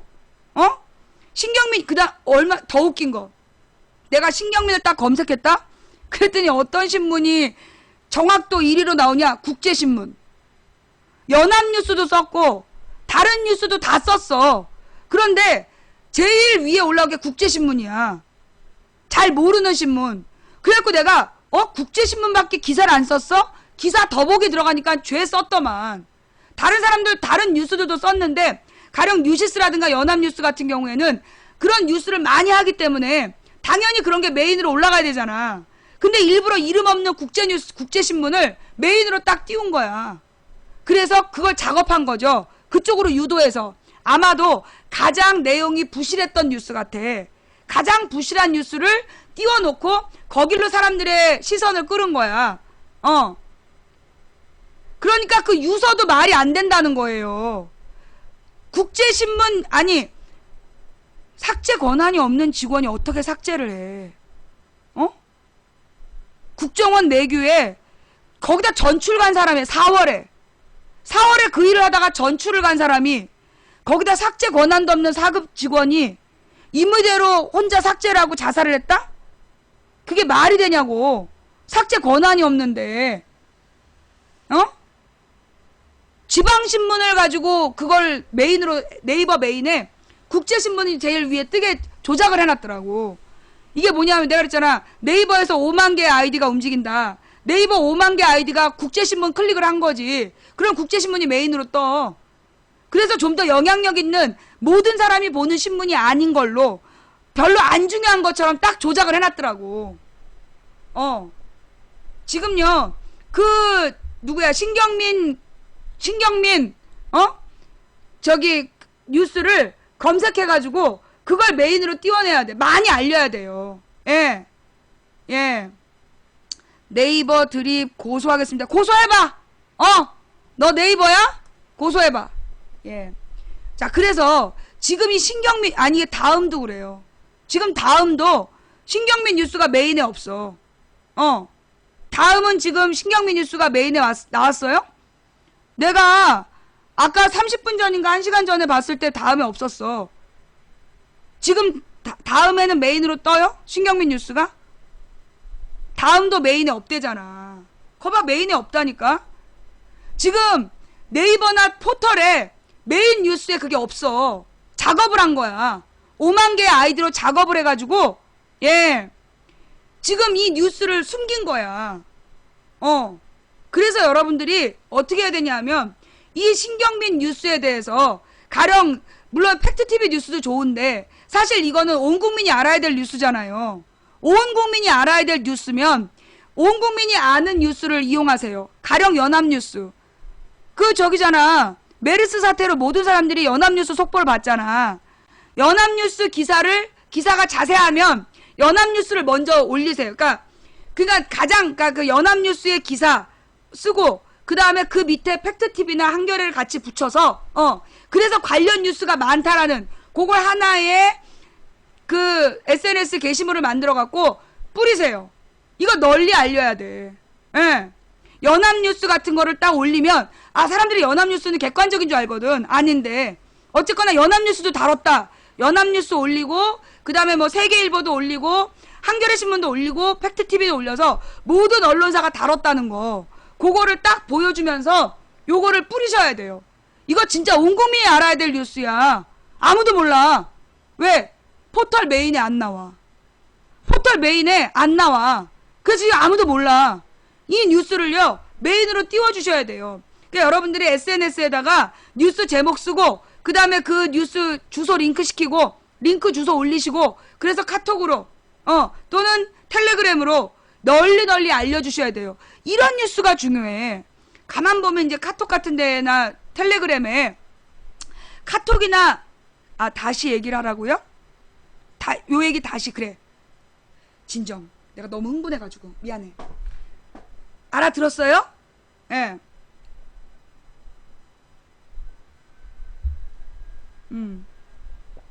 자, 다시 한번 설명하면 오늘 아침 매우 중요한 뉴스가 떴다. 그 매우 중요한 뉴스가 뭐냐 하면 신경민 검색해보세요. 예, 신경민이라고 검색을 하면 자, 우리 네이버로 한번 들어가 볼까요? 왜 망치 부인은 맨날 네이버를 보세요. 네이버가 우리나라에서 가장 많은 사람이 보는 포털이에요. 그래서 그 네이버에서 그 어떻게 공작하는지를 우리가 늘 감시를 해야 돼요. 신경민 의원이 옛날에 MBC TV에 앵커를 했던 사람이야. MBC TV에 앵커를 했던 사람이 국회의원이 됐는데 이 사람이 지금 국회 정보위원회예요. 그래서 굉장히 중요한 이번 국정원 해킹 사건에 중요한 이슈들을 다루고 있어요. 내가 볼 때 신경민 의원 쪽에 보좌진이 좀 강화됐나 봐. 기자 출신들이 들어온 건지 굉장히 이번에 이 국정원 해킹 사건에 대해서 줄기에 있는 굵은 기사거리들을 내놨는데 한 번도 이 사람 기사가 메인에 안 나오더라고. 자, 좌우지간. 이거 봐봐. 신경민 검색하면 벌써 한참 전에 한국 IP 136개 이 얘기가 떠. 이게 정확도라는 게 뭐냐면요. 가장 많이 클릭했다는 거예요. 가장 많이 클릭한 뉴스인데 여기 보면 연합뉴스 신경민 이거 하나 뜨죠. 그래놓고 밑으로 내려가면 메인에서 이런 식으로 들어가는 거야. 아까는 국제신문이었는데 국제신문 2위로 내려가고 연합뉴스가 떴어. 다른 얘기들로 넘어갔어. 실제로 신경민을 쳤을 때 제일 중요한 게 이 부분이거든요. 국정원 임과장 4월 진출 삭제 권한이 없었다. 이거 되게 국정원 자살한 임과장이 이미 4월에 그 일에서 전출을 했고 삭제 권한이 없었다. 그런데 조금 아까 내가 아침에 확인하니까 국제신문이 메인 이 자리에 있는 거야. 연합뉴스 이 자리에 연합뉴스 자리에 그 국제신문 뉴스가 올라가 있는 거야. 연합뉴스 자리에. 그러다가 지금 내가 한마디 했더니 바뀌었나봐. 좌우지간. 그래서 이 연합뉴스, 그 다음에 이제 관련 뉴스를 전체 보기를 누르면 이렇게 쫙 떠요. 그러면 이 중에서 사람들이 많이 알만한, 아니면 이 장면을 캡처를 해도 돼요. 여러분이 신경민 검색을 해서 신경민 국정원 임과장 삭제건 없었다라는 이 장면을 캡처를 해서 여러분의 그 지인들에게 뿌리셔도 돼요. 그래서 지금 국정원 임과장은 4월에 전출을 갔어. 전출이 뭐냐 하면 그 일에서 다른 데로 옮겼다는 얘기예요. 전출이란 게 뭐냐? 어떤 직위에 있었는데 그 직위에서 물러나서 다른 일로 옮겼다. 그게 전출이야. 직장생활 안 해본 젊은 친구들은 잘 모르는 말이더라고. 누가 전출이 뭐예요? 묻더라고요. 그래서 이미 4월 달에 다른 일로 옮겼고, 그 다음에 삭제 권한도 없었다. 그러면 어떻게 이 삭제 권한이 없었던 국정원 직원이 이 중요한 뉴스를, 그러니까 그 중요한 정보를 삭제할 수 있었겠냐. 그러니까 이거는 상부에서 조직적으로 개입했을 것이다. 되게 중요한 뉴스인데, 아니 이렇게 중요한 뉴스가, 자 이제 이해가 돼요? 예, 이제 이해가 좀 되세요? 이렇게 중요한 뉴스가 어떻게 메인에 안 떠? 예. 아니 이렇게, 여러분 이 뉴스 중요하지 않아요? 신경민 의원이 밝힌 이 뉴스, 죽은 자살한 임과장이 삭제 권한이 없는 사람이고 4월 달에 이미 전출했던 사람이다. 이걸 지금 알아낸 거야. 굉장히 중요한 뉴스예요. 국정원 해킹 사건의 거의 뭐라 그러나 스모킹건? 결정적 단서야 이거. 그런데 세상에 이 뉴스가 나온 다음에 국정원 해킹이 아예 메인에서 사라졌어. 네이버 메인에서 국정원 해킹이 사라졌어. 숨기고 싶은 거지. 그래서 내가 가만히 보니까 얘네들이 이제 보니까 이 국정원 해킹 뉴스가 지난주부터 떴을 때 연예인 스캔들을 뿌리기 시작했어. 그래가지고 걔 누구지? 고현정, 조인성 연애설 퍼뜨리고, 그 다음에 텔레그램 마비시키고, 그리고 막 디도스 공격을 해가지고 민주 세력의 소통을 방해했어. 그게 첫 번째 주말의 이야기야. 그 다음에 첫 번째 주말이 지나서 지난주부터 뭘 했냐면, 지난주 중반부터는 갑자기 개표 부정 얘기가 또 나오는 거야. 드립다 개표 부정. 그래갖고 나를 계속, 내가 타겟인 것 마냥 나한테 계속 나를 막 언급하면서 개표 부정 시비를 거는 거야. 막 한판 붙자는 식으로. 뭐 끝장 토론하자는 둥. 그런 개소리를 하면서 개표 부정 얘기로 물타기를 한 거야. 근데 내가 이제 계속 개무시를 했지. 내가 볼 때 그 얘기는 그 개표 부정 얘기를 해서 내가 국정원 해킹 문제를 다룰 때 내 말의 신뢰도를 떨어뜨리려고 했나 봐. 근데 내가 방향을 바꿔갖고 개표 부정이 헛소리하는 거를 이틀 동안 방송을 해버렸잖아. 그러니까 갑자기 어제 저녁 때 연예인 스캔들이 동시에 터지는 거야. 연예인 스캔들이 막 동시에 터지면서 막 뉴스를 분산시키는 척 하더니 오늘 아침에 급기야 사라졌어. 마티즈 얘기하다가. 뭐 백주부, 뭐 전지현, 김우빈, 톱스타 스캔들이 터진 거야. 김수현, 이복 동생. 와, 모으고 모은, 아니 그 이복 동생을 몰랐겠어? 또 내년 초가 산 딸이면 벌써 임신한 지 알은 지 2달은 됐겠어. 안 그래? 거기다가 신민아랑 연애한 지도 몇 달째라며. 그걸 몰랐겠어? 김수현 이복 동생, 백주부 아버지 성추행, 전지현 임신, 김우빈 신민아 연애, 이게 어젯밤에 다 터진 거야. 아니 그게 다 어저께 처음 알려졌겠냐? 그게 말이 돼? 백주부 아버지. 자, 좌우지간. 그래서 근데 내가 백주부 좀 수상하다. 저 계속 띄우는 거 뭔가 수상하다 그랬지 내가. 그거 몇 주 안 된 것 같은데? 한 2주 전쯤에 내가 그 사람 얘기하면서 뭔가 이상하다. 모든 곳에 다 나올 때는 수상한 거다. 저 뭔가 써먹을 때가 있다는 거다. 내가 분명히 그 얘기했잖아. 그러더니 역시 떠. 스캔들로 쓰려고. 얘네들의 얘네들이요. 연예인을 일부러 띄워요. 막 띄운 다음에 잡아먹는 거야. 연예인을 막 띄워가지고 스캔들로 써먹는 거야. 그런데 내가 볼 때 이걸로 백주부는 타격받지 않아. 왜? 아버지가 잘못한 걸 자식에게 물으면 연좌제잖아. 이건 아주 순간을 넘어가려는, 국정원 해킹 사건을 덮고 가려는, 솔직히 우리나라에서 지금 김우빈, 김수현 최고 스타 아니냐? 내가 볼 때 원빈 조인성보다 김우빈하고 그 김수현이 더 인기 있는 걸로 알아. 몸값이 더 높지 않나? 난 그렇게 알고 있는데. 예. 지금 뭐 장동건, 원빈, 조인성은 한물 간 거야. 실제로 지금 김수현하고 김우빈이 우리 딸 때문에 그런가? 우리 딸에게는 최고의 스타야. 김우빈이 누군지 몰라. 나이가 어떻게 되세요? 청소년들은 다 알아요. 예. 김수현하고 김우빈이 인기 최고야. 그러니까 거기다 신민아. 소주 광고에 나오는 사람이 가장 유명한 연예인이잖아. 신민아가 소주 광고에 나와. 그러니 신민아, 김수현, 김우빈이면 초특급 초대박 스타 스캔들이야. 그게 터진 거야. 얼마나 급했으면. 국정원 해킹을 덮어야 된다는 가열찬 열망이, 내가 볼 때 제목을 바꾸자. 그래. 그들의 노력에 부응해줘야지. 그래. 이름을 구체적으로 김수현, 신민아, 또 김우빈, 백주부, 전지현도 넣어줄까?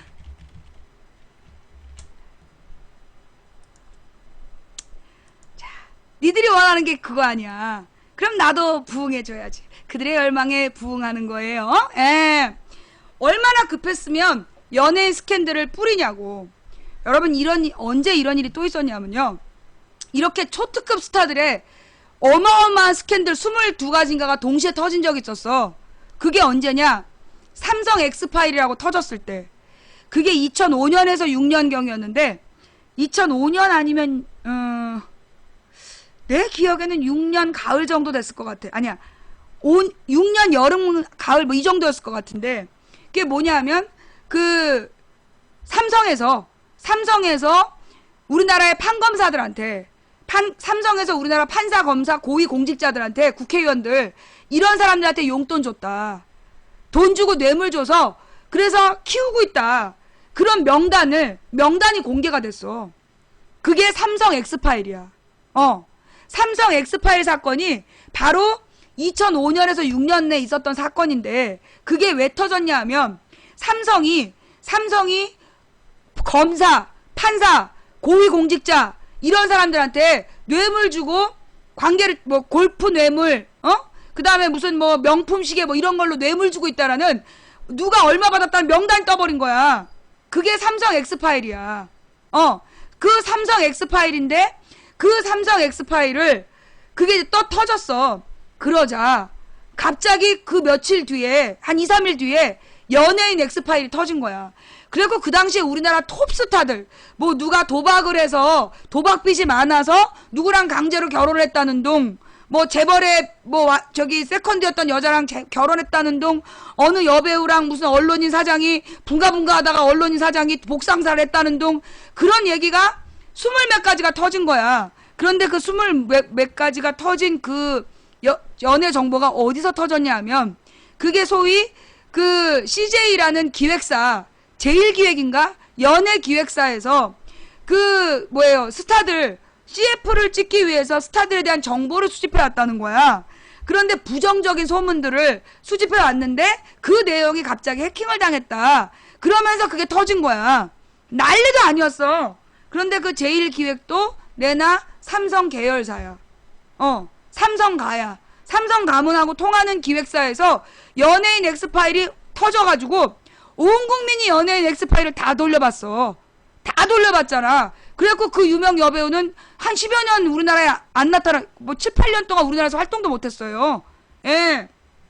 그런데 지금 또 이렇게 초특급 연예인들의 스캔들이 굉장히 급했다는 얘기야. 어린 사람들은 몰라. 10년 전 얘기라.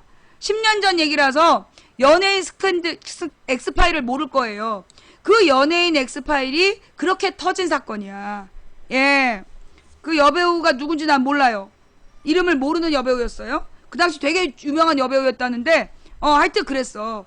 그러면서 아주 굉장히 몸값 높은 연예인들을 팔아가지고 그 몸값 높은 연예인들의 스캔들을 터뜨려서 그리고 그때 누구였지? 어떤 여배우는 무슨 재벌가의 사장이랑 결혼을 했다. 외국에서 결혼했다. 그런 얘기도 있었어. 어마어마했다니까. 최고의 스타들이 총 터진 사건이었어. 난리가 났었지.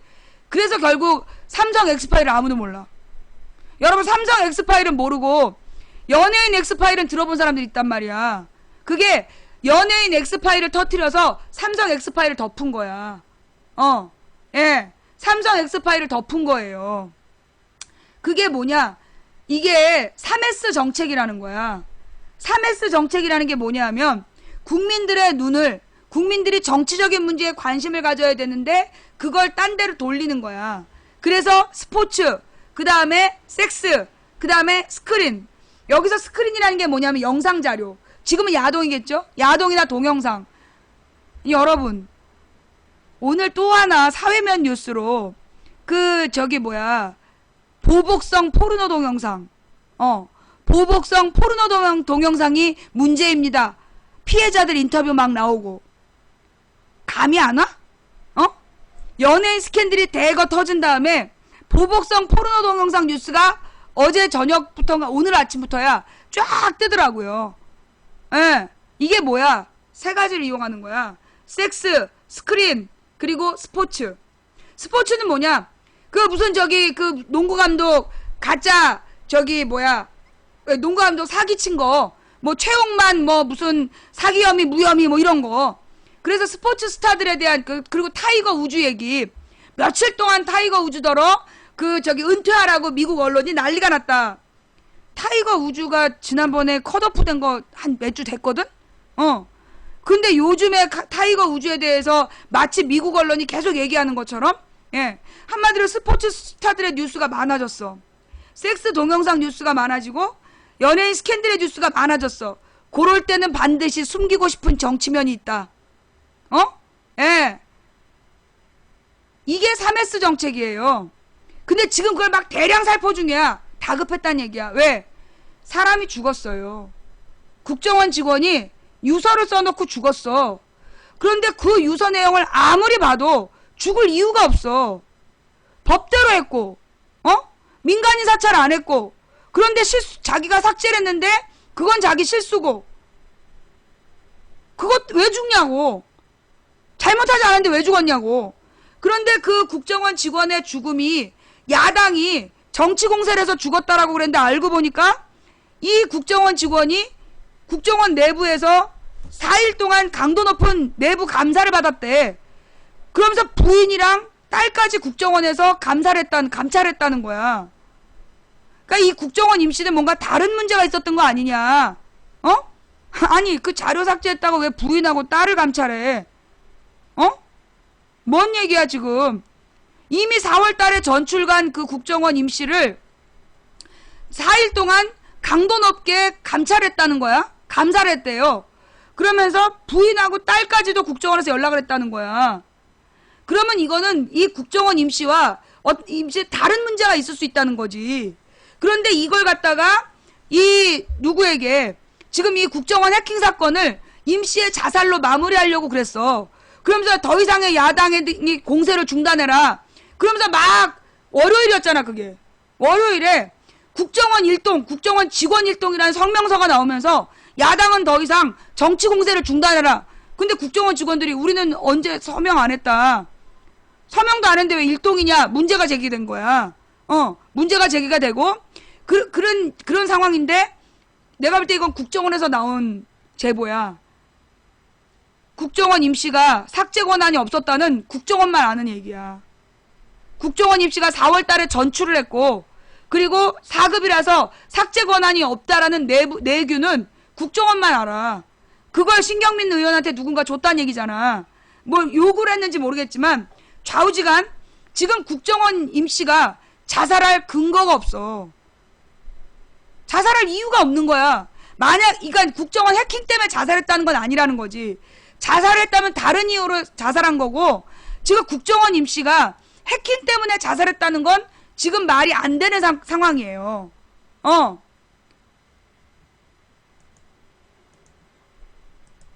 예. 이게 지금 국정원 임씨가 자살한 이유에 대해서 지금 유서도 말이 안 되고, 아니 국정원 임씨는 그럼 삭제할 권한이 없는데 만약에 삭제를 했다면 누군가 위에서 조직적으로 시켰다는 얘기야. 국정원 임씨가 진짜 삭제를 했다면 독자적으로 삭제할 권한이 없기 때문에 누군가 윗사람의 지시에 따라 삭제했다는 거고, 그러면 이거는 조직적 삭제였다는 거야. 무슨 가족을 압박하겠어 설마. 좌우지간 국정원 해킹 사건의 핵심은 신경민 의원이 밝혀낸 내용이에요. 새정치연합에서 뭐 이병호, 원세훈, 나나테크 등 검찰에 고발했다. 시민단체들도 전현직 국정원장을 고발키로 했다. 그래서 시민단체는 현직 국정원장까지 고발을 했고, 새정치연합은 전직 국정원장을 고발했다. 뭐 이런 얘기잖아요. 그죠? 예. 그 삭제된 내용은요, 100% 복원은 안 될 거라고 본대. 100% 복원할 수 없다라고 본다는 거야. 다만 100% 아는 사람들은 있어. 미국의 개인 민간 회사 서버를 우리 국정원의 그 해킹 프로그램이 지나갔대요. 그러면 거기에는 흔적이 남았을 거야. 거기에는 흔적이 남았을 거라는 거야. 신경민 의원이 밝혀낸 두 번째 이유가 이거예요. 이게 무슨 얘기냐면, 국정원 해킹 프로그램이 여러 나라를 돌아서 IP를 이제 숨긴 건데, 그 중에 미국의 민간인 회사 서버를 통과한다는 거야. 그러면 우리 국정원의 국가 기밀이 미국의 민간인 서버 회사에 그대로 다 전달됐다는 얘기야. 기밀 유출 행위이고 이게 현행법 위반이라는 거야. 이거 그 기사를 읽어줘야 되겠구나. 내가 말로만 하면 안 돼. 가만 있어보자. 내가 아까 봤던 기사 좀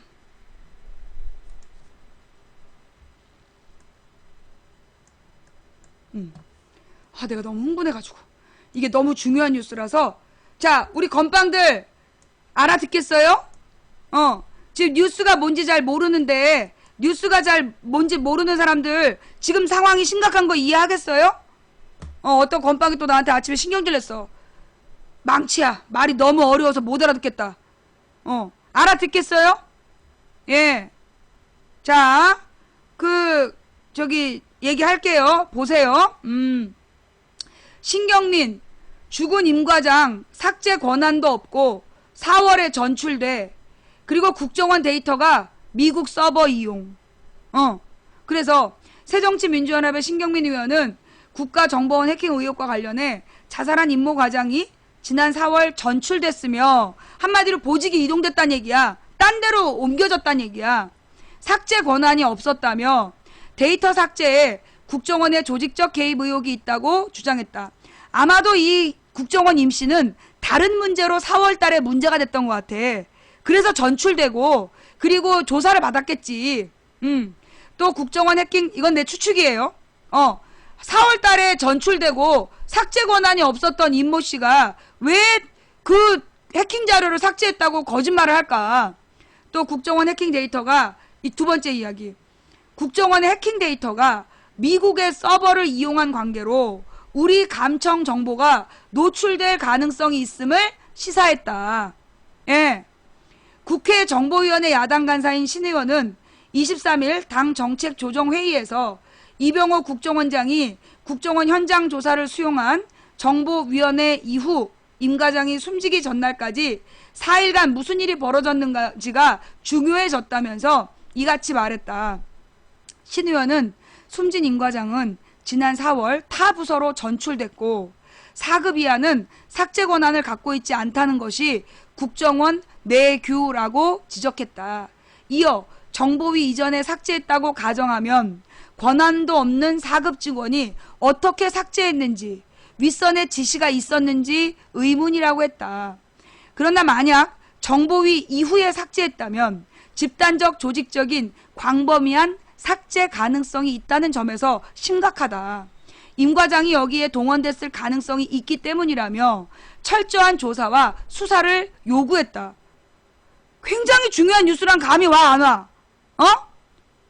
여러분, 이거 엄청나게 중요한 뉴스란 느낌이 와요, 안 와요? 오지? 이거 얼마나 중요한 뉴스야. 이게 지금 내가 볼 때는요, 메인에 떠야 돼, 메인에. 이거 나라가 뒤집어질 일이야. 이거 노무현 탄핵만큼 심각한 문제라니까. 어? 그런데 이게 어떻게 메인에 한 줄도 안 떠, 이런 뉴스가. 또 신 의원은 국정원 해킹 데이터가 미국에 있는 해외 서버를 거치도록 돼 있어 실정법 위반은 물론 삭제된 데이터의 100% 복원이 불가능할 수 있다고 했다.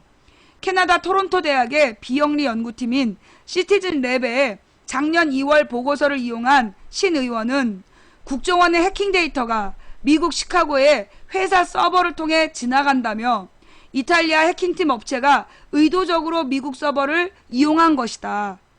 이거 봐. 이탈리아 해킹팀 업체가 왜 의도적으로 미국의 서버를 이용했을까? 이 이탈리아 해킹팀은 정말 이탈리아 해킹팀일까? 이거 미국의 자회사 아니야? 어? 이 이탈리아 해킹팀 업체가 의도적으로 미국 서버를 이용한 것이다. 국정원은 아마 미국 서버 존재 사실도 몰랐을 가능성이 크다고 했다. 그는 시티즌랩은 이 방식이 미국 법을 위반했다고 평가했다. 미국 정부의 동의가 없다면 우리 정부가 미국의 주권과 내정 불간섭에 대한 국제법 원칙도 어긴 것이라며 우리나라 감청 데이터가 미국 정부와 사기업에 낱낱이 공개됐다는 뜻이고 우리가 기밀을 함부로 다룬다는 뜻이라고 강조했다. 또 만약 해외 데이터 서버까지 지웠다면 로그 자체가 영구 삭제돼 복구 불가능하다는 전문가의 지적이 있다며 100% 복구를 공언한 국정원과 여당을 겨냥했다. 중요한 뉴스란 감이 딱 오죠. 그죠? 그러면서 여러분 잘 생각해봐요. 이명박 정부 때 유달리 그 포털 네이버도 털리고 네이트 털리고 네이트온 했던 사람들 다 털렸잖아. 몇천 명 3,400명인가가 정보 털렸잖아. SK 털리고 그래서 이명박 때 어마어마하게 많은 개인정보가 다 털렸잖아. 기억나죠? 쇼핑몰들도 다 털리고 그 해킹을 매번 우리 정부에서는 북한이 해킹했다 그랬어. 농협도 털리고 그죠? 농협이 수시로 털렸단 말이야. 그러면서 이게 전부 다 북한이 해킹을 했다 그랬어. 그래서 북한이 그랬다는 증거가 뭐냐 그랬더니 2년 전에 했었던 그 북한에서 했던 해킹과 같은 IP에서 해킹을 했다고 발표를 한 거야. 이명박 때. 그래가지고 이제 우리가 질문을 했지. 그러니까 2년 전에 북한이 중국의 한 IP로 우리나라를 해킹을 해서 쑥대밭을 만들었는데 2년 동안 우리 정부는 그 IP에 대해서 아무 조치도 취하지 않아서 2년 만에 북한이 또 그 IP로 우리나라를 쑥대밭을 만든 거냐? 그랬더니만 다음날 뉴스가 나왔어. 북한이 그랬단 구체적 증거는 없다. 틀림없이 뉴스에 2년 전에 북한이 해킹할 때 썼던 IP로 또 해킹을 했다라고 뉴스가 막 보도가 됐어. YTN이니 막 이런 데서 KBS, MBC, SBS. 우리가 진지하게 질문한 거야. 아니 그니까 북한이 2년 전에 썼던 IP로 지금 또 우리나라 쑥대밭을 만들었는데 지난 2년 동안 우리나라 그 국정원이나 이런 데서 아무 조치도 중국에 안 해가지고 그게 중국 빌린 IP라는 거야. 그래서 그걸로 지금 또 당했다는 얘기야? 그리고 이제 진지하게 질문을 했지. 다음날 북한이 해킹했다는 증거는 없다. 그러면서 뉴스가 나왔어. 그래서 이제 흐지부지 된 사건이 있었단 말이야. 자, 여러분 잘 생각해봐요. 이 이명박 전에 2007년경이야. 이명박 전에 2007년경에 2006년인가 7년에 네티즌이 글을 쓰려면 후원 감사합니다. 반드시 주민번호를 입력해야 되도록 법을 바꿔요. 새누리당이. 기억나? 그래가지고 2006년에 모든 국민이 주민번호를 등록해 놓고 글을 쓰게 해. 그러면서 지네들은 그 주민번호를 한 사람에게 여러 개를 나눠주는 거야. 그래서 댓글 작업을 하게 된 거야. 우리는 모두 내 실명으로 하는데 저놈들은 남의 거를 빌려가지고 남의 아이디를 빌려서 악플을 달았던 거야. 그래갖고 그렇게 빌린 아이디가 지금 5만 개가 돌아다니고 있는 거예요. 그런데 갑자기 해킹이 막 일어나니까 올해부터 주민번호를 모두 삭제한다는 거야. 올해부터 모든 주민번호를 삭제한다. 그러나 우리의 모든 데이터는, 그러니까 결론은 누가 해킹했는지 몰라. 네이버나 네이트나 SK나 그 많은 해킹을 누가 했는지 몰라. 근데 좌우지간 국정원 그 해킹 업체와의 메일에 SK 얘기가 있긴 있었어. 그치? 국정원 해킹 메일에 SK 얘기가 있긴 있었어. 그치? 하여간 그동안에 우리나라가 어마어마하게 지금 해킹이 됐는데 그 해킹을 누가 했는지 아직까지 밝혀진 게 없고요. 북한이 했다라고 떠들다가 그게 말이 안 돼갖고 접었어, 그 얘기는. 그래서 그 많은 우리의 개인정보가 어디로 갔는지 몰라. 은행 정보, 국민카드도 다 털렸잖아. 은행 정보도 다 털리고, 국민카드, 뭐, 신한카드, 우리카드, 뭐, 다 털렸어. 그 다음에 포털에 있는 모든 개인정보 털렸고, 예. 네. 좌우지간, 그런 상태에서 자기네들은 모든 주민번호를 지워라. 어제 누구니? 문성근 선수가 그 얘기를 했잖아. 지네들은 모든 정보를 가지고 있다. 그리고 앞으로 우리가 접근하지 못하도록 모든 정보를 지우고 있는 거 아니냐. 하여튼 지금 이 국정원 해킹 사건은요, 매우 심각한 문제예요. 예. 매우 심각한 문제야. 그 다음에 나는 또 하나, 여러분 이제 요 며칠 전에 연변에서 연변에서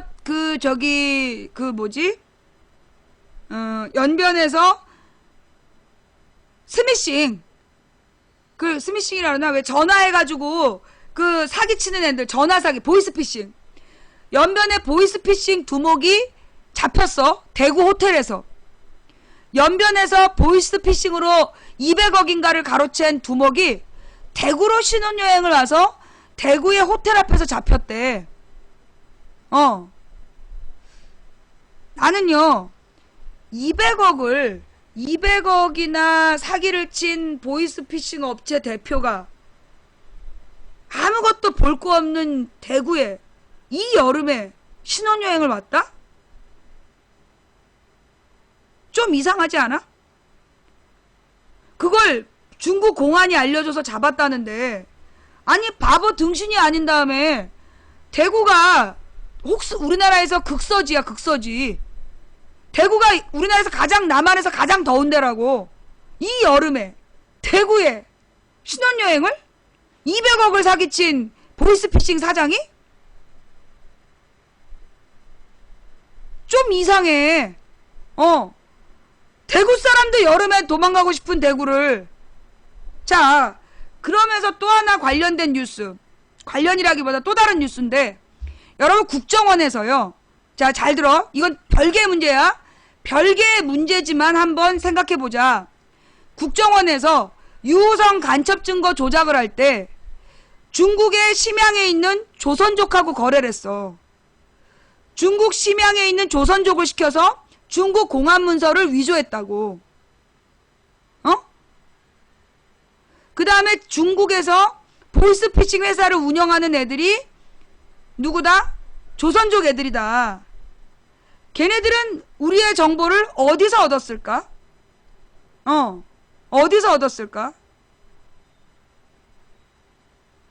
국정원과 조선족이 같이 간첩 증거를 조작했던 적이 있다. 그리고 이 국정원 보이스피싱 회사 대표가, 아니 국정원이 아니라 중국의 보이스피싱 회사 대표가 대구 호텔 앞에서 잡혔다. 그 다음에 우리의 많은 정보가 지금 해킹이 됐는데 누가 했는지 모른다. 브로커가 있고요. 돈 주고 사요. 브로커가 있고요. 굉장히 잘하시네요. 조선족이세요? 예.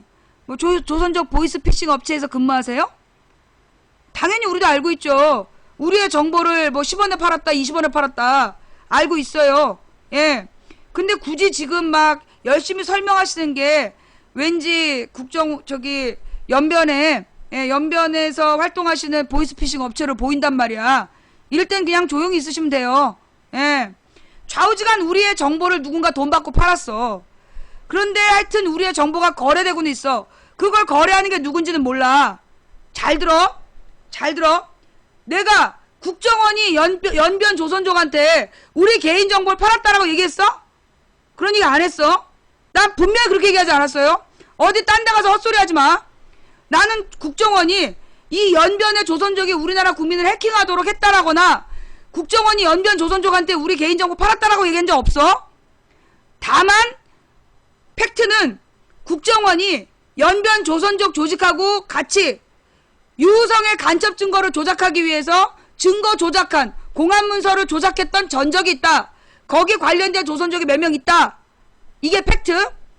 그리고 좌우지간 우리를 해킹했던 게 심양에서 시작된 IP다. 그런 얘기가 있었다. 심양이 어디냐면 중국의 동북지방이야. 한마디로 국정원이 유우성 간첩 증거를 조작하기 위해서 간 곳도 심양이에요. 우리가 만약에 그 길림성에 가려면, 한마디로 백두산을 구경하러 가려면 우리나라에서 심양으로 비행기 타고 가. 거기서 다시 백두산으로 이동을 하는 거야. 그래서 그 심양이 중국의 우리나라 옛날의 간도지방, 한마디로 고구려 지방의 중요한 공항이야. 그 심양이 그 지역의 중심지이고 거기에 국정원 직원이 가서 거기서 조선족을 만나서 유우성 간첩 증거를 조작한 전적이 있어. 이미 뉴스에 나왔어. 예. 그 간첩 이거 무슨 얘기지? 내용 핵심 내용 좀 저기 해줘봐요. 유튜브 뉴스 영상을 보기가 좀 겁나. 하여튼 그랬다는 게 팩트야. 그리고 지금 이번에 이 보이스피싱 회사 대표가 대구로 신혼여행 왔다 잡혔다는데 왜 하필 대구로 왔을까? 200억이나 사기를 친 보이스피싱 회사 대표가. 나는 그게 좀 수상하다. 좀 이해가 안 가는 뉴스다. 그 심리가 도대체 이해가 안 된다는 게 그냥 뉴스에 대한 나의 인상이야. 근데 좌우지간 그 과거의 뉴스에 뭐가 있냐면 우리나라 해킹이 한참 심각할 때 이명박 때 심양 IP로 잡히는 IP에서 우리의 은행이나 뭐 카드사를 해킹했다라는 보도가 분명히 있었어. 기억나죠? 찾아봐. 심양 지역에서의 IP로 우리나라 정부를, 그러니까 우리 그 은행이나, 우리나라 은행과 각종 지역을 해킹했다라는 뉴스가 분명히 나왔었어. 기억나죠? 우리는 이 세 가지 뉴스를 그냥 나열만 하는 거야. 여름 휴가를 대구로 갔다니까. 200억을 그 꼬리깐 보이스피싱 회사 대표가 여름 휴가를 대구로 왔어. 신혼여행을. 그걸 지금 믿으라는 건데, 좌우지간 전 세계에 그 많은 휴양지를 다 두고 대한민국에서 제일 더운 대구로 신혼여행을 온 그 마음을, 이해가 좀 안 되긴 해. 이해는 잘 안 되지만 좌우지간 그런 일이 있었다. 그럼 어떻게 알고 잡았을까? 뭐 이런 생각도 들긴 드는데 좌우지간 각각의 따로따로 흩어진 뉴스인데, 따로따로 흩어진 뉴스인데 이 시점에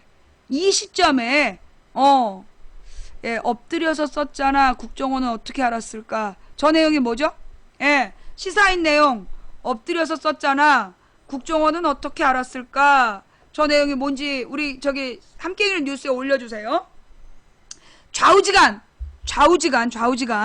중요한 건 이 국내에 그동안 있었던 많은 해킹 사건들, 그리고 국정원의 해킹 프로그램, 국정원의 해킹 그 상담 메일에 등장했던 SK통신 이용자들, 그리고 국정원이 왜 20개를 주문했다, 라이센스 20개를 주문했다, 그 얘기가 20명을 해킹할 수 있는 거라고 해명을 했는데 그게 거짓말이래요. 동시에 20명이래. 동시에 20명을 해킹할 수 있는 기계였던 거야, 이게. 근데 이 동시에 20명을 해킹하는 기계에 또 다른 해킹하고 싶은 상대를 올려놓고 그러면 위에 20개 중에 3개를 지워야 3개가 들어가는 그 시스템에 대해서 서로 얘기하는 내용이 나와. 하여튼 그런 국정원의 이제까지 해킹 관련 모든 해명이 거짓말이야. 그런데 지금 무엇보다 가장 결정적 사건이 터진 거야. 국정원 자살한 임 씨는 그 국정원 데이터를 삭제할 권한이 없었다.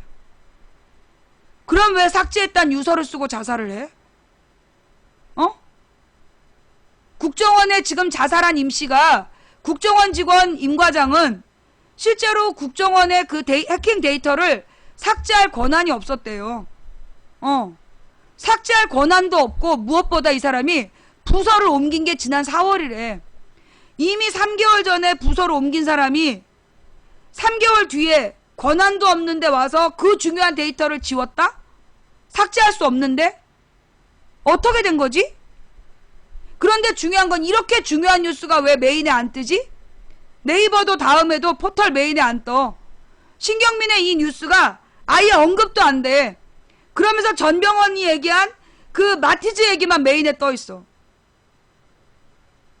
그 마티즈는 다른 차야. 한마디로 다른 차야. 그 CCTV에 잡힌 마티즈가 다른 차라고. 아무 상관없는 차야 내가 볼 때. 그런데 그 다른 차하고 뭐 의혹을 연병 지랄들하고 자빠진 거야 지금. 나는 그 CCTV에 잡힌 차가요 정확히 그 임 과장의 무슨 위치 추적으로 잡힌 줄 알았더니 그 CCTV에 잡힌 차가 시간대로 볼 때 임 과장